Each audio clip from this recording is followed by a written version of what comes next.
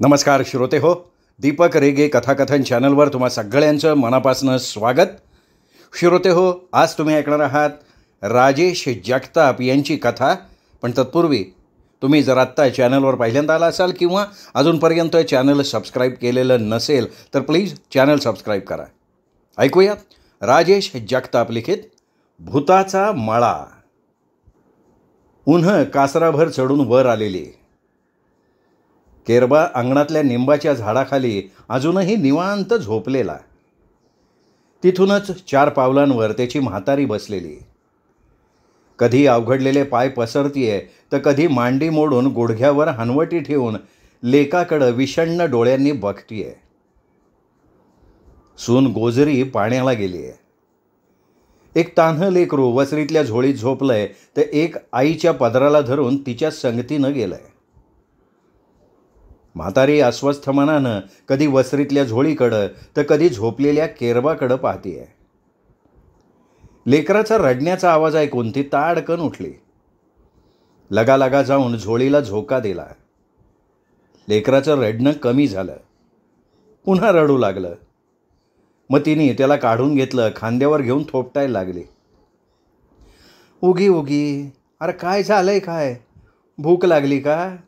थोडा वेळ थांब बरं, माय येते पाय आता. खांद्यावरल्या लेकरानं डोळे उघडले. किलकिलत्या डोळ्यानं भवताली पाहिलं. पुन्हा रडायला लागलं. म्हातारी त्याला घेऊन झाडाखाली आली, मांडीवर घेऊन बसली. एका दिशेला बोट दाखवत म्हणाली, चिमणी आली पाय, चिवताय, ये ग ये. त्यो पाय कावळा दिसला का? कावळा तिथूनच काही अंतरावर उतरला. कावकाव करू लागला. लेकराची नजर तिकडे फिरली. कावळ्याला पाहून ते शांत झालं. म्हातारीच्या तोंडावर केविलवाणं हसू क्षणभर रेंगाळलं. अगतिक होऊन ती केरबाकडं पाहू लागली.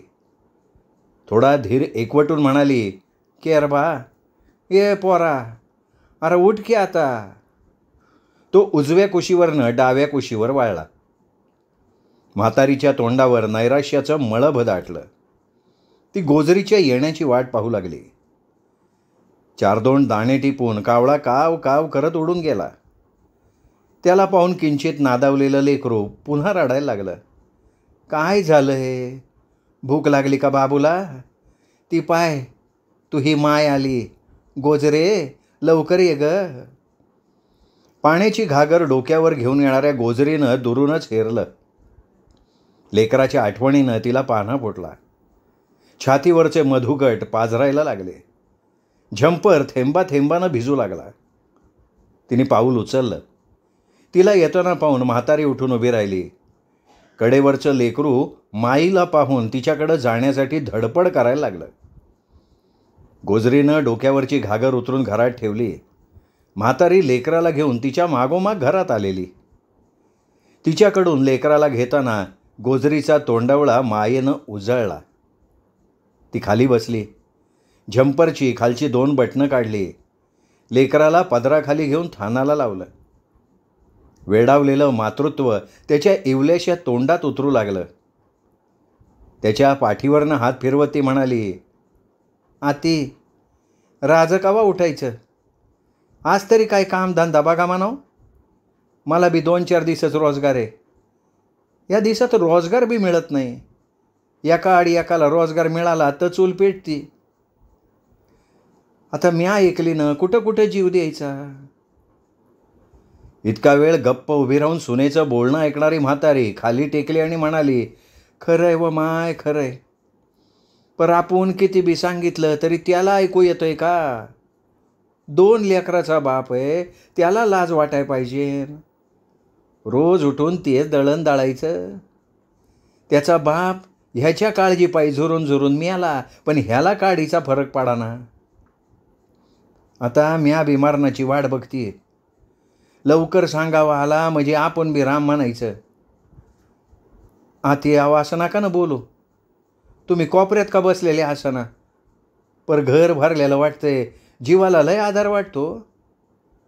बोलता बोलता तिचा गळा दाटला. पदराखालच्या लेकराची कूस बदलून दुसऱ्या थानाला लावलं. डोळ्यातलं पाणी पदराला पुसलं आणि उगाचच केरबाकडे पाहायला लागले.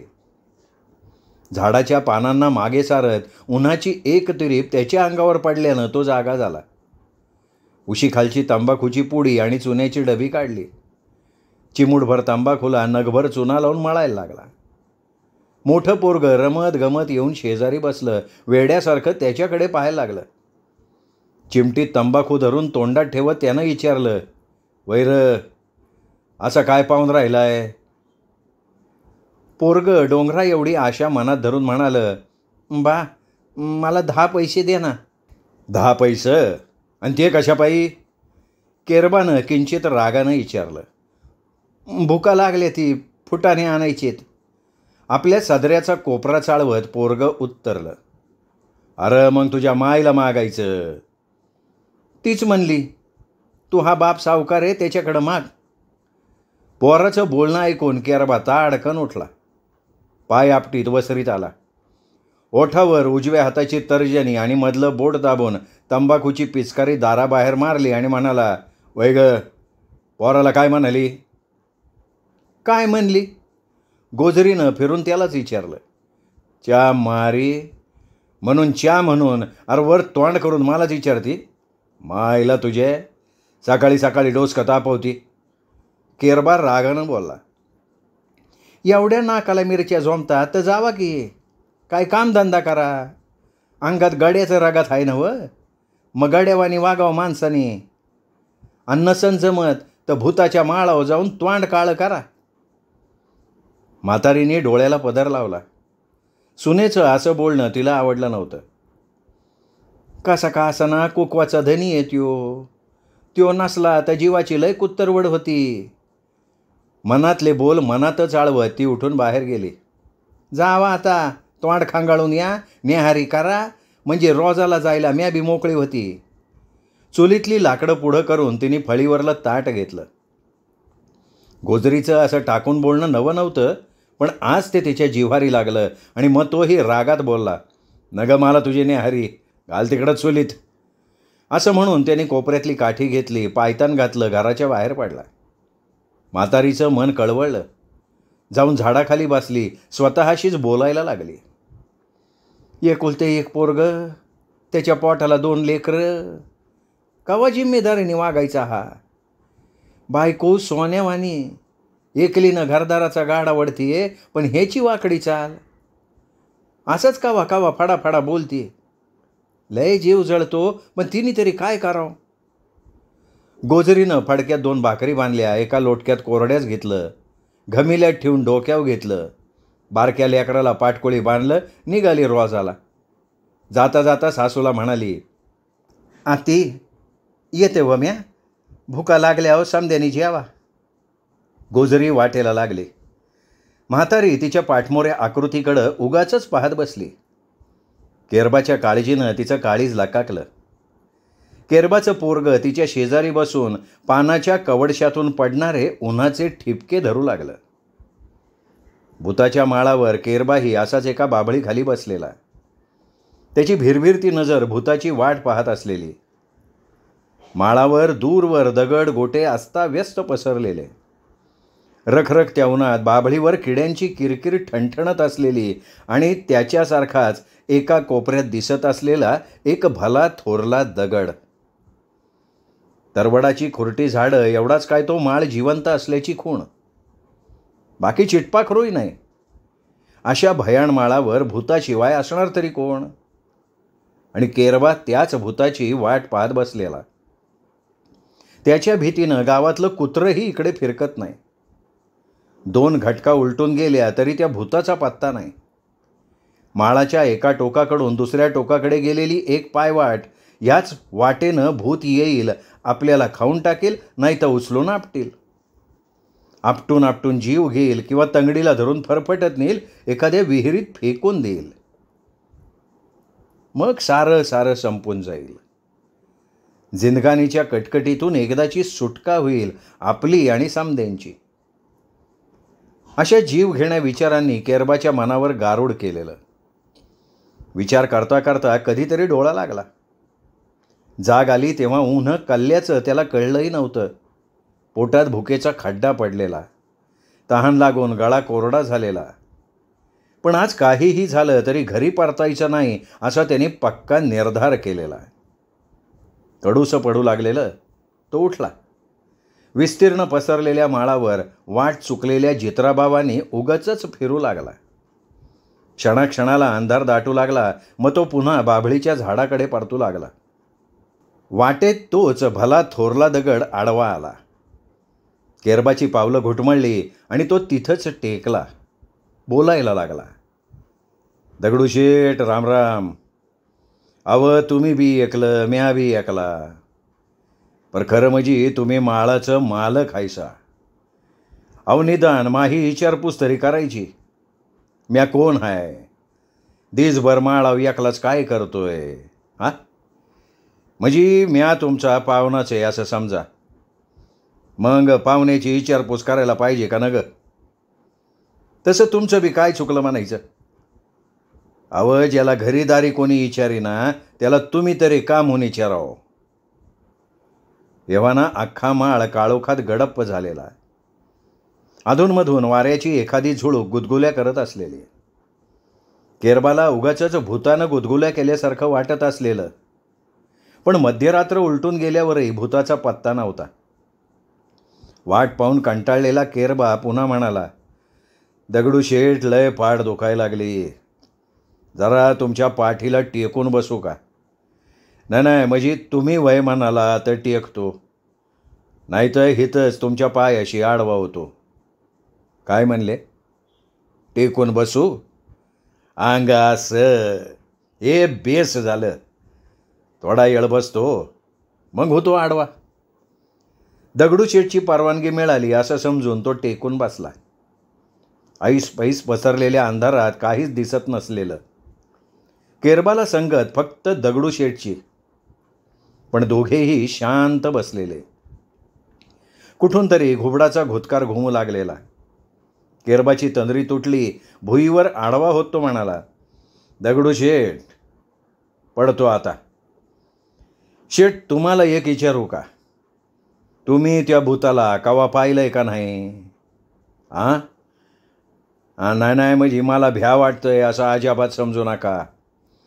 अव दिसभर आणि आता पार निम्मी रात झाल्यावर बी कुठं दिसना म्हणून विचारतोय, बाकी काय नाही. काय म्हणले? फक्त आमुष्याला येतोय. अहो मग हे आधी सांगायचं ना. आता तुमचं बी काय चुकलं म्हणायचं. म्याच आत्ता विचारलं म्हणल्यावर. पण आमुष्या तर कालच झाली ना. आता झाला का घोटाळा? नाही म्हणजे महिनाभर थांबायला लागन. महिना कसा काढायचा तुम्हीच सांगा. नाही तर असं का करीना, तुम्ही त्या भूताला एक डाव सांगून पाहा ना. म्हणाव एक गडी आहे, जीवाला लय काटाळलाय. आज नाही तर उद्याच्या रातीला कवा बी येऊन मारून टाक, नाही तर खाऊन टाक.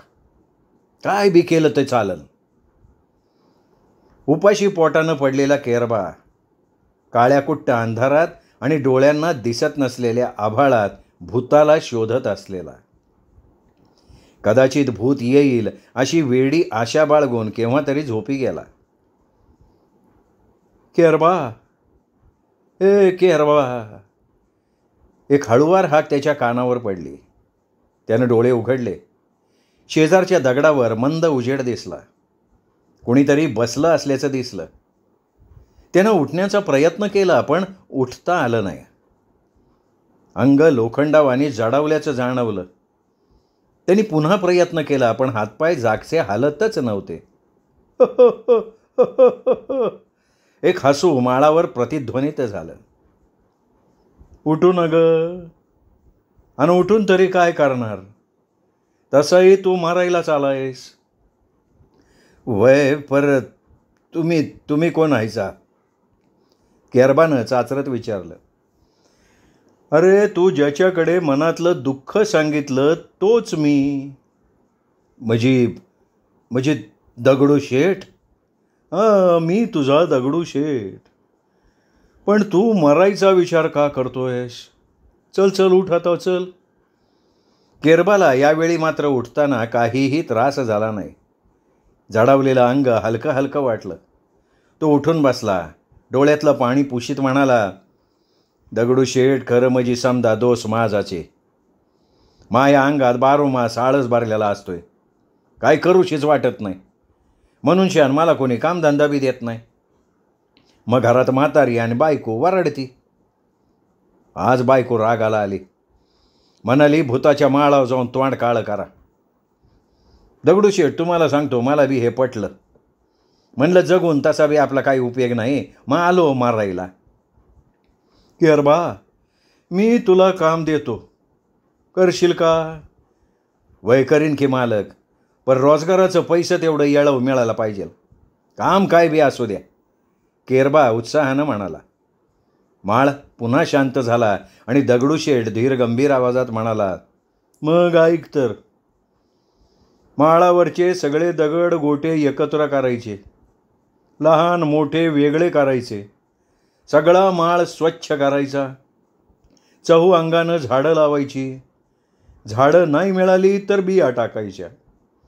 हे काम ज्या दिवशी पूर्ण करशील त्या दिवशी तुझ्या कामाचे पैसे मिळतील. काम मिळालंय पैसे बी मिळत्यान असा विचार करून केरबा हाराकला. झटक्यात म्हटला, मालक लय उपकार झालं बघा, पण रोजगाराचं पैसे तेवढं लगुलग द्या म्हणजे झालं. यावर माळ क्षणभर शांत झाला आणि पुन्हा दगडूशेठचा आवाज घुमला. केरबा रोजगाराची चिंता नको. तो तुला सांगितलेलं काम पूर्ण झाल्यावर निश्चितच मिळेल. लक्षात ठेव, काम पूर्ण झाल्यावर. काम लवकर झालं तर लवकर मिळेल. कामात जितकी दिरंगाई किंवा कुचराई होईल तितका उशिरा मिळेल. आता यानंतर तुझी माझी भेट काम पूर्ण झाल्यावरच होईल. दगडावरचा तो अंधुक उजेड आणि घुमणारा आवाज नाहीसा झाला. केरबा विचारात पडला. म्हणलं तर काम अवघड आहे, म्हणलं तर लय सोपं आहे, पण हे रोज काम करणाऱ्याला मला कसं जमणार? काय काय असं ना बघू करून. पहाट झाली. अंधाराचं घोंगडं काखेत दाबून केरबानं घराची वाट धरली. तांबडं फुटतानी घरी पोचला. दाराव थाप दिली. दार उघडलं गेलं. समोर म्हातारी आई. दिवसभर आणि रात्रभर लेकाची वाट बघून थकलेल्या काळजात कालवा झाला. केरबाला मिठी मारून म्हातारीनं हंबरडा फोडला. तिच्या रडण्याचा आवाज ऐकून गोजिरी उठली. दारात नवऱ्याला बघून सुखावली. कसाही असला तरी कुंकवाचा धनीच होता तो. तीही त्याला बिलगली. डोळ्यातलं पाणी गाळत म्हणाली, अहो कुठं गेल तसा? काय जातोय, कुठं गेल तो रोजगार हुडकाय? लय भुका लागल्या ती, आधी जेवाय वाढ, मग आंघोळीला पाणी ठेवू, भाकर तुकडा बांधून दे, रोजगाराला जायचे. तो तोंड खळबाळून आला. गोजरीनं रात्रीचं जेवण गरम करून ताटात वाढलं. केरबा आधाशासारखा खाऊ लागला. म्हातारी आणि गोजरी त्याला जेवताना बघून सुखावलेली, कौतुकानं पाहत असलेली. आंघोळ करून केरबानं भाकर तुकडा घेतला, पाण्याचा गेळा घेतला, निघाला रोजगाराला. माळावर पोचला.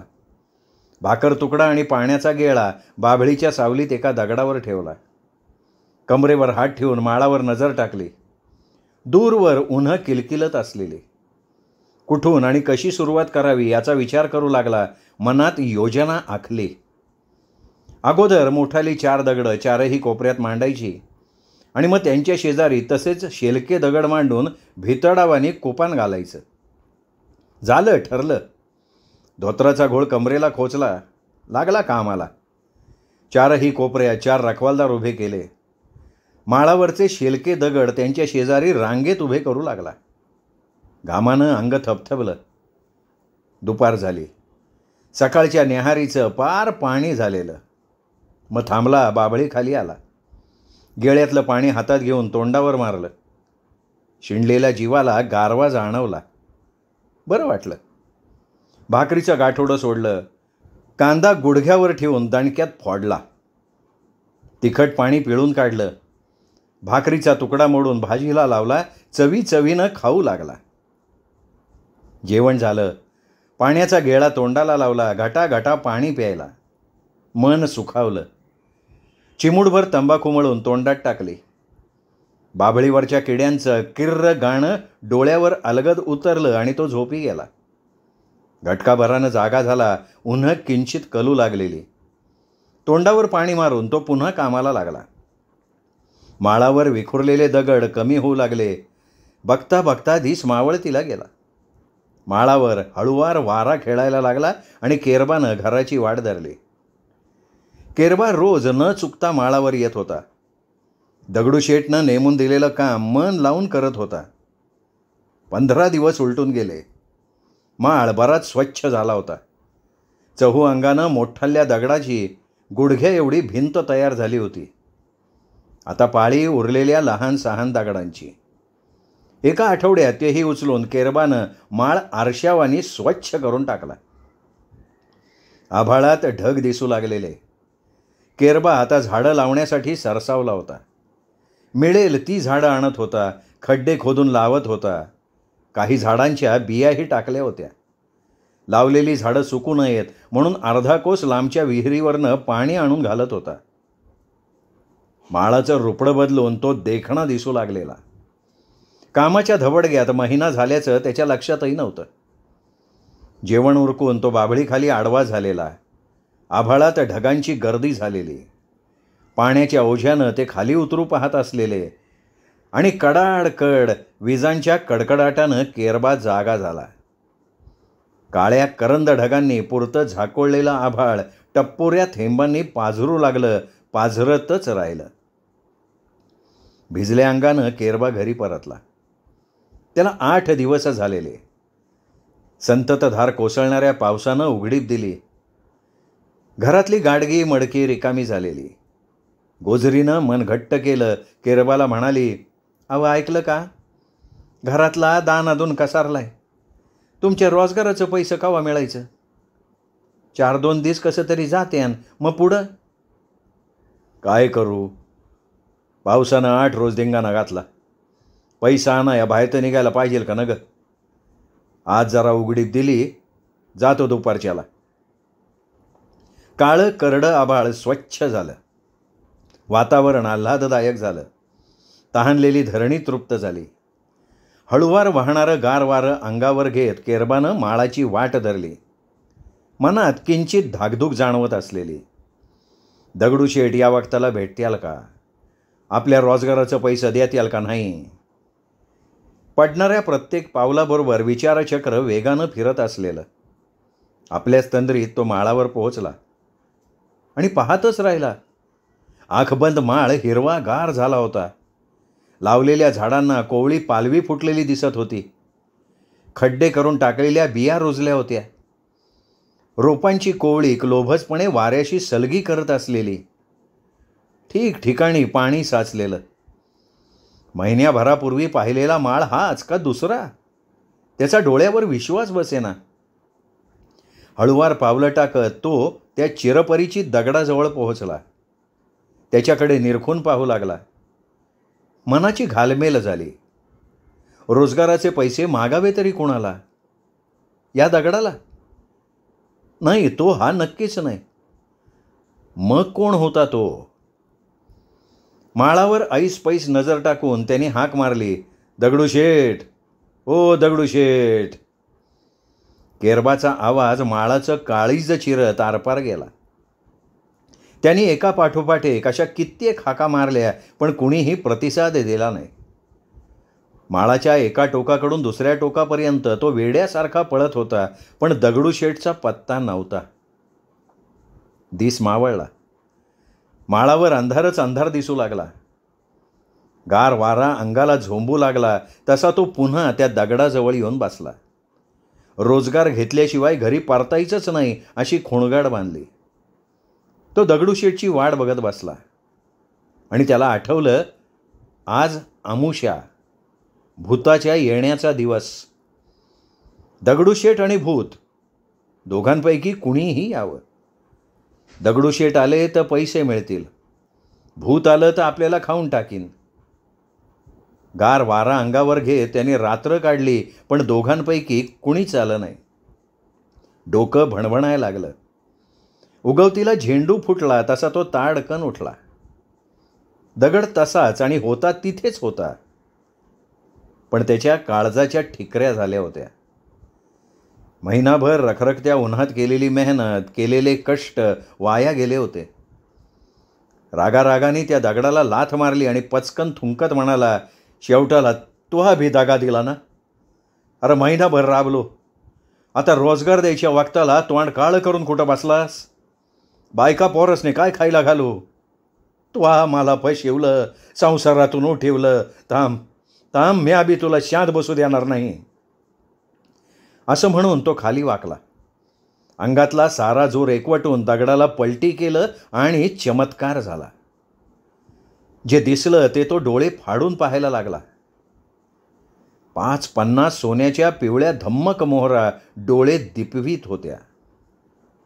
दगडूशेठला मिठी मारून तो ढसाढसा रडला. लाथ मारली म्हणून स्वतःच्या हाताने स्वतःच्या तोंडात फडाफडा मारायला लागला.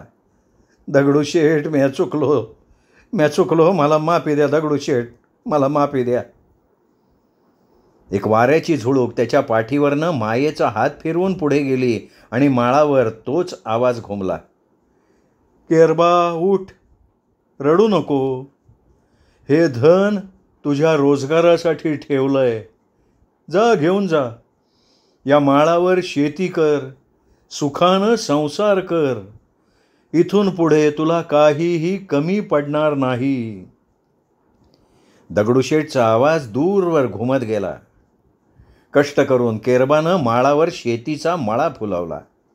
दगडूशेठचा दगड सदैव त्याची पाठराखण करत त्याला जिद्दीनं लढण्याची अजूनही प्रेरणा देत माळावर दिसतोय. श्रोते हो, ही होती राजेश जगताप यांची कथा भूताचा माळ. कथा आवडली असेल व्हिडिओ लाईक करा, मित्रपरिवारात नातेवाईकात शेअर करा आणि हो, चॅनल सबस्क्राईब करायचं तुमच्याकडून राहून गेलं असेल तर प्लीज चॅनल तेवढं सबस्क्राईब करा. पुन्हा भेटूयात अशाच उत्तम कथेसह. तोपर्यंत नमस्कार मित्रहो.